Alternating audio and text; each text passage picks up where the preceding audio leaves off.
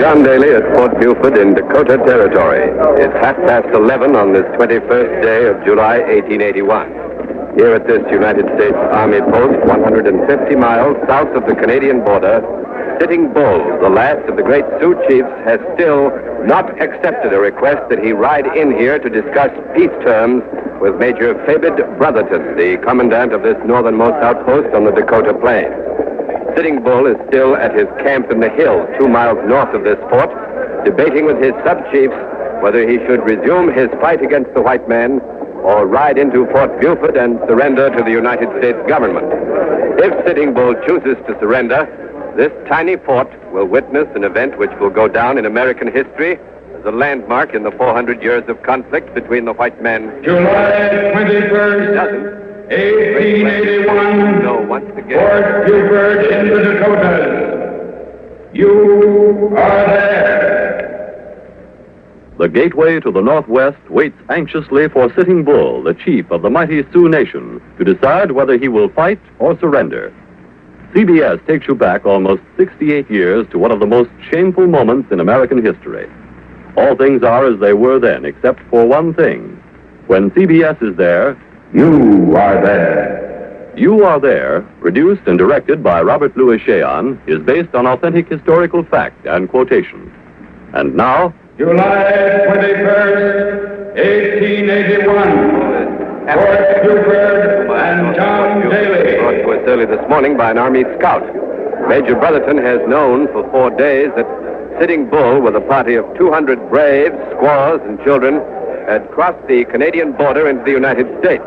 The commandant was informed of this by telegraph from the Canadian authorities. Since then, every Army officer, settler, and private in the entire Dakota Territory has been on the alert. No one has known what Sitting Bull's plans are. He's been out of the territory for 5 years, ever since his crushing victory over Custer's command at Little Bighorn. His return may be the signal for another Indian uprising, which will draw braves from all the reservations along the Missouri River here. When smoke signals were sighted yesterday, Major Brotherton immediately dispatched Captain Clifford and a party of 6 to meet Sitting Bull and to urge him to consider the United States government's terms for peace. Major Brotherton, the commandant of Fort Buford, is here now at our CBS microphone. Major, you sent Captain Clifford out to Sitting Bull's camp to try and stop the Sioux chieftain from leading another uprising. Is that right, sir? Well, that's one way of putting it. What makes you think that you can persuade a chief like Sitting Bull to give up his 20-year fight against the white man? Well, I think that Sitting Bull has reached a point in his life where he's got to come in and listen to terms. He never listened before, sir. He never listened to Colonel Custer. Well, I'm not Colonel Custer. This time, Sitting Bull doesn't have 5,000 braves. He only has 200. But, Major Brotherton, wasn't that the identical situation 5 years ago when Sitting Bull defeated Custer? Well, maybe it was. Times have changed. Colonel Custer has been dead for 5 years. So are his methods of fighting the Indians. What do you mean by that, sir? Well, now we don't go after them the way Colonel Custer did. Now we close in on them gradually, and we force them to come in to us. Just as we're forcing Sitting Bull to do. We're forcing him to come in and make peace. But what if Sitting Bull's methods of fighting haven't changed, Major? Take those smoke signals he's been sending up. Oh. Isn't it possible that he's trying to call the braves off the reservations again and maneuver you into another Little Bighorn disaster? No, that doesn't make sense. He can try it if he wants to, but he hasn't got a chance. Why not? Why? Because Sitting Bull has lost his influence over his chiefs on the reservations. Low Dog, Crow King, Gull. They left him in Canada. Now they're living like white men. Well, can you tell us what the peace terms are that you're prepared to offer Sitting Bull? No, not now. If Sitting Bull comes in, why, you'll hear them. Right, thank you, Major Brotherton. Sergeant, you come with me now. Ken Roberts in a CBS mobile unit has reached Sitting Bull's camp 2 miles north of this fort, and so we take you now to Ken Roberts. I'm standing outside Sitting Bull's lodge. It's a big tent-like structure made of a framework of sticks with buffalo skins thrown over it. These are the only quarters that were set up here since Sitting Bull's arrival last night. All around the lodge are the Red River wagons of the French-Canadian Indian trader, Jean-Louis Legar, who, out of his own pocket, has financed this expedition. Monsieur Legar is with me here at our microphone, and we'll speak to him in a moment. The squaws and the children are huddled in the red wagons of Lagar, and the braves of Sitting Bull are bunched together by themselves near the main campfire over there. It's easy to see that they are exhausted after their long ride from Canada. Most of them are wearing only one garment. Some are stark naked, grim evidence of the suffering and misery they have endured since leaving Canada. But whatever Sitting Bull decides to do, surrender or fight, his people are with him, as they always have been for the last 20 years. Don't you agree, Monsieur Lagar? Oh, of course. These people love Sitting Bull. He is the mightiest personality of a dying people. Monsieur Lagar, a short while ago, you were with Sitting Bull in his lodge. How is he feeling? What did he say? He is in a dark mood. He is sullen. From the smoke signal coming from the reservation, he have just learned that the great White Father in the White House, your President Garfield, was shot by an assassin 2 weeks ago. Well, what has the attempted assassination of President Garfield got to do with Sitting Bull? Sitting Bull have told me that President Garfield have promised to receive him in the White House and hear from his own lips the grievances of the Sioux people. Well, if your president should die, who knows what your next white chief will do? Sitting Bull trusts only the President Garfield. He said to me, we will not go to Fort Beaufort. We will not make the peace. We will cross the Missouri River at Wolf Point, cross the Yellowstone, go up the Tongue River into the mountains. There we will find plenty of game, hide from my enemy till we get strong. What did you say, Monsieur Lagar? I'd say no. This is not right. This is war. No more war. No scalp. I say, come to Fort Beaufort, make peace. But Sitting Bull, he fight hard with himself, inside. He want to do the best thing for the people. And what do you think Sitting Bull will decide, Monsieur? Oh, I cannot say. No one can know the mind of Sitting Bull. He is not like you and me. A simple thing like a compass or a watch or the telegraph, this he cannot understand. But there is one thing he can understand. And that is what make him great. With the great men of all time. And what is that, Monsieur Lagar? He understands liberty. He understands that a man can endure anything but the loss of the freedom. 20 years ago, all these beautiful lands belonged to Sitting Bull and his people. No, it was their home. No, like yours, like mine. No, until the white man came. And little by little, they push him back. And when they cannot push him back, they make a treaty. No, they sign a piece of paper. Then they break their word. And they send soldiers to ram it down the red man's throat. Soldiers like Custer. That's a bad thing. That's a bad thing to think about. That's bad. Thank you, Monsieur Jean-Louis Lagar, for giving us your feelings on this crisis. Here with me now is another man who has some thoughts on the matter. He is Captain Clifford, in charge of the United States Army Scouting Party. Captain Clifford, you've been listening to what Monsieur Lagar had to say. It seems to me that he made quite a case for Sitting Bull. Don't you agree? No, I don't agree. I've known Sitting Bull for a long time, and he'll tell you that I've always kept my word to him. And I think you'll find other white men the same. Then you mean there's no truth to his charge that treaties have been broken? Oh, no. No, I didn't say that. I'm just saying that there are good people and there are bad people of all kinds. Just trying to set the record straight. This Canadian here seems to think that all of us are bad. That's not true. Well, do you think that Major Brotherton is right when he thinks the Sioux Indians ought to live on reservations and adopt the ways of the white man? Yes, I most emphatically do. The best thing for them. It's obviously a superior way because we wouldn't be here if we weren't. Well, now, for example, we'll teach them how to get and conserve their food under the ground by growing it, instead of on the ground by shooting buffalo. We'll teach them how to live in homes, go to school, the ways of Christianity.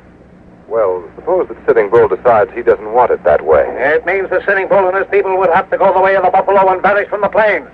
They've got to live like white men now or die. There's no choice. Well, Captain Clifford. One moment, please. No, I must say this, Mr. Robert. You say that you will make things better for the Indians, no? That's what I said. But Sitting Bull would say to the American government that is not the United States big enough for you? You have land enough for yourself. Yes, but... One moment, Thank you. Sitting Bull would say, why not give back to the Sioux Nation the Dakota Territory? Now, if you'll just listen Don't to me, forget that you gave it to them by treaty, huh? And that is why your Custer was killed in 1876, when you tried to take it back by force. Will you give me a It is chance? ironic, is it not, monsieur, that your Custer was cut down as a tyrant in 1876, the 100th anniversary of your own war of independence. Fraternité, égalité, liberté, which you treasure so much. I don't think that you're fair. Only one more question, please, mon capitaine. For whom is your independence? Is it for the red man too, or for the white man only, huh? Thank you so much, gentlemen. I am finished. You were going to say something, Captain Clifford? Yes. I admit that mistakes have been made out here, but nobody, not even Sitting Bull in the whole Sioux Nation, can stop this country from pushing the frontier clean to the Pacific Ocean. Thank you, Captain Clifford. All the time we've been talking, I've noticed one of the sub-chiefs of Sitting Bull looking at us from the campfire over there. He keeps fondling his knife and smiling at us. I don't know what that smile means, but I wouldn't like to guess what's going on in his mind. If Sitting Bull decides to fight, there are thousands of braves like this one on the reservations who will rally to his standard at the drop of the first tomahawk, just as they rallied 5 years ago against Custer. Smoke signals have been passing back and forth from this camp down the Missouri to the reservations. We have a correspondent at the main reservation at Standing Rock, about 100 miles down the Missouri. For a report on how the Indians there are reacting to Sitting Bull's return to Dakota Territory, I switch you now to Don Hollenbeck. Here on this area are an estimated 10,000 Sioux Indians with their women and children. They represent the heart of what is left of the once powerful Sioux Nation. Right now, I'm outside the government post in the main village, standing by the lodge of Chief Gull. He's the former war chief under Sitting Bull. This lodge is in the center of a circle of shining white teepees along the banks of a small mountain stream. Chief Gull is sitting cross-legged at the entrance of his lodge, pounding on his war drum, and he's flanked by 2 federal armed guards. Chief Gull is considered to be the most magnificent specimen of his race. He's of medium height. He has a massive chest and shoulders, well-formed head, piercing eyes, and black hair, which he wears in braids. I'm told that Chief Gull has consented to pose for government artists. They plan to honor the Sioux Nation with a profile in the new 5-cent pieces. The chief's eyes are closed, and he's chanting a war song as he beats his war drum. And with me at our microphone is Major McLaughlin, the Indian agent of Standing Rock. Major McLaughlin, sir, why are those soldiers standing by Chief Gull? Protective custody. Well, does that mean, sir, that he's under arrest? Protective custody. Well, has this protective custody anything to do with Sitting Bull's return to Dakota Territory from Canada? No comment. Well, I've heard, sir, that you've put Chief Gull under protective custody because Gull was not only Sitting Bull's most trusted lieutenant, he was also the actual commander of the Sioux at the Battle of the Little Bighorn. Isn't Gull one of the few Indian commanders who knows how to handle a large force in the field? That's a matter of opinion. Well, will you tell us, Major, why he's pounding on that war drum and chanting? That's an old Indian custom.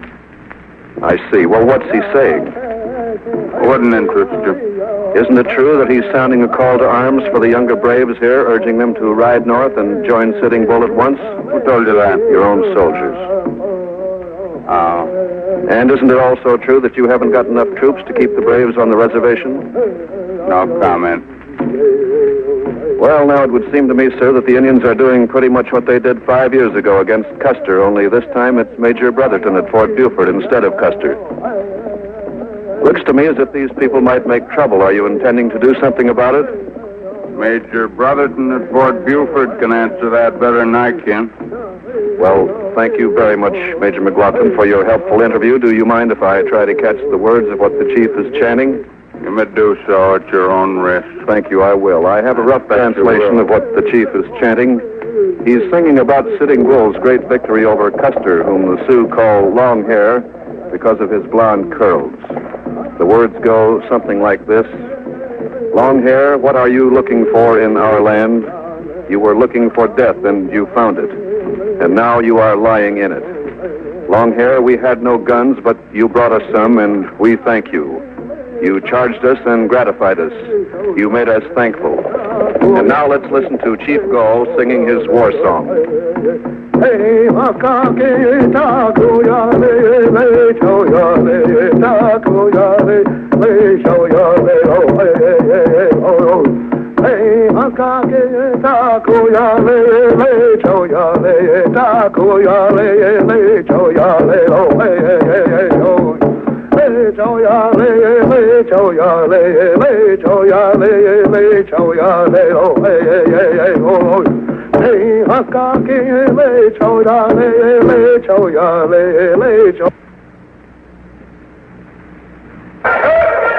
This is John Daly at Fort Buford. We've interrupted Don Hollenbeck because we've just heard the news that Sitting Bull has reached a decision. Ken Roberts is calling in from Sitting Bull's camp with the details. Hello, Robert. Hello, Ken. What's the decision, Ken? Sitting Bull has decided to ride into Fort Buford, John, but not to surrender. The agreement has been reached with Captain Clifford whereby the Sioux chief will ride in under a truce.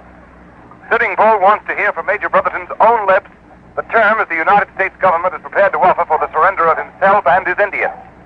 If the terms are honorable and if Sitting Bull is satisfied that the United States government will keep its word, there is a strong possibility that the Indian chief will surrender for the sake of his people, but only for the sake of his people. But, Ken, what if Major Brotherton fails to convince Sitting Bull of the government's good faith? Well, if that happens, John, under the terms of the truce, Sitting Bull and his braves will be free to ride back to the open plains, and from there on, your guess is as good as mine. Right now, Sitting Bull is astride his chestnut horse, surrounded by his younger braves. His 8-year-old son, Crowfoot, is on a pony beside him. The women and children are all jammed in the red river wagons of Legal. Only the last-minute preparations remain now. Captain Clifford and his scouting party are mounted and ready to start. Sitting Bull has just ridden up in front of his braves. He's raised his arm, a signal to go forward, and the procession starts on its way to Fort Buford. How are the people at the fort taking the news of our coming, John? Scout brought the news just a few moments ago, Ken, and of course it's caused a great deal of excitement around here, both among the soldiers and the settlers. Everybody is wondering just exactly what is going to happen.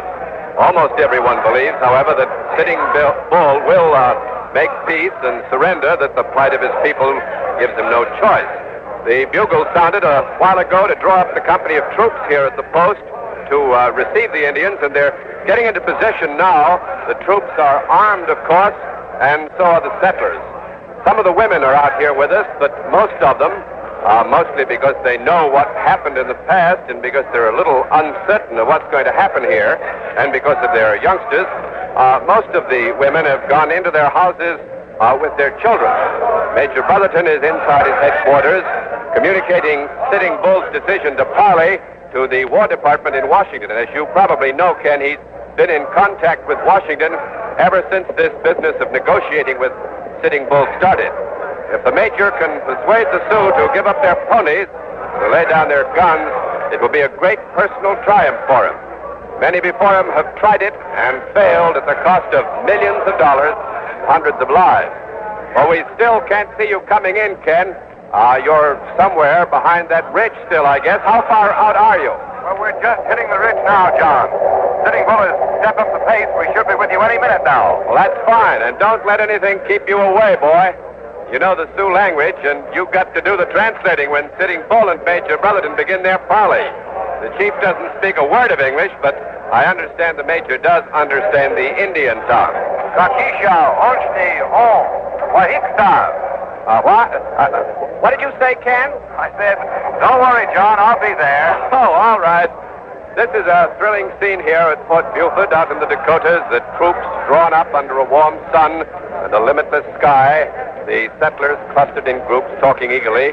Almost everyone here believes that Sitting Bull will make peace and live in friendship with the white man, and yet, soldier and settler alike, they want to be sure All eyes are focused on the ridge bordering the fort area. Yes, there they come, just over the ridge now. We can see you now, Ken. You're about, I'd say 100 yards away. Sitting Bull is flanked by his young son, Crowfoot, and Captain Clifford. Behind them, the braves, then the wagons with the squaws and the children. The settlers here are tense and expectant. Their hands grip their guns nervously. You know, last time they saw Sitting Bull was 18 years ago when he raided this very fort, burned down the sawmill, and carried away the saw, which he later used as a musical instrument in his war dances. Sitting Bull is riding into the fort now, coming up to the west wing of the headquarters building. The soldiers are pressing back the settlers to keep them well out of the way of any of the Indians. Major Brotherton's not risking any unexpected incident or clash, which might set off a catastrophe right here in the fort, the very moment when peace may finally be achieved. There's always been bad feeling between the settlers and the Indians, especially since Custer's massacre 5 years ago. Only one man survived that massacre, you'll remember, a Crow scout by the name of Crowley. Sitting Bull has stopped now beside the building before the west wing of the headquarters building. So have the Indians behind him. The wagons with the squaws and the children are still coming up. And now Sitting Bull and his son have dismounted. The chief has turned to Captain Clifford. The captain points to Major Brotherton, says a few words to Sitting Bull, probably indicating that the commandant is the man he has come to speak with. Sitting Bull is walking towards us. He carries the Winchester rifle now, in addition to his revolver at his belt, and the field glasses hanging around his neck. Major Brotherton waits in front of his soldiers, drawn up on foot in a semicircle behind him. Sitting Bull walks with a tight lip, but with a quick step and a distinguished bearing. Now he has paused before the major, one moccasin foot thrown slightly forward with the weight of his sinewy body resting solidly on the other foot. And now here's Ken Roberts. Take it, Ken. Sitting Bull has not spoken. Major Brotherton is waiting. This is a great moment. Sitting Bull has always believed that he was divinely appointed to unite the Sioux into one great Dakota nation. Those who know him best say he is not a child nor a fool. He is not a warrior, but an Indian prophet. All he wants, they say, is peace and freedom. He is a friend of little children, women, and old people. He has always enforced justice. He is serious at all times, never jokes, is magnanimous with his enemies, and has never been known to kill a captive or to violate his oath. No doubt he is also wondering what kind of peace terms he may be able to wrangle out of the commandant. Those terms, you know, have not been revealed to anybody, but we'll be hearing them at any moment. And right now, that's Sitting Bull speaking now. Beautiful. It's on her.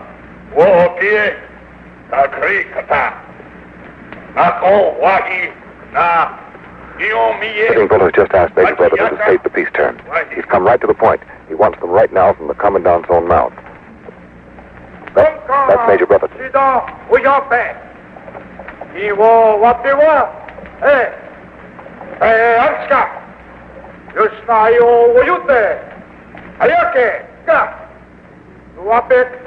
Major Brotherton has laid down the conditions of surrender. A full pardon for the Custer affair, food, clothing, shelter if the Indians will give up their ponies and guns.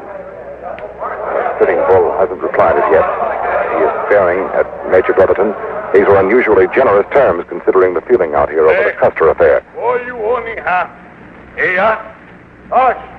Sitting Bull apparently thinks so too, because he's just asked Major Brotherton if this is his sworn word of honor, and the commandant has answered yes. That's Sitting Bull again.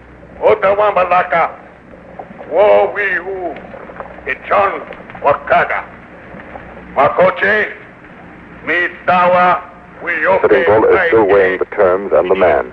He says he's always had a reason for everything he has done.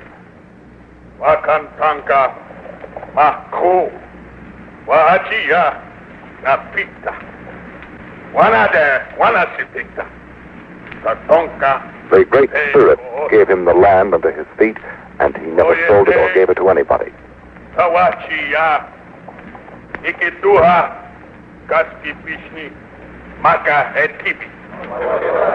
Sitting Bull has come back to hunt buffalo as his fathers did, but most of all he has come back for freedom, the right to move in the open country as he wishes. Now Sitting Bull has paused. He has put his arm around his son's shoulder. And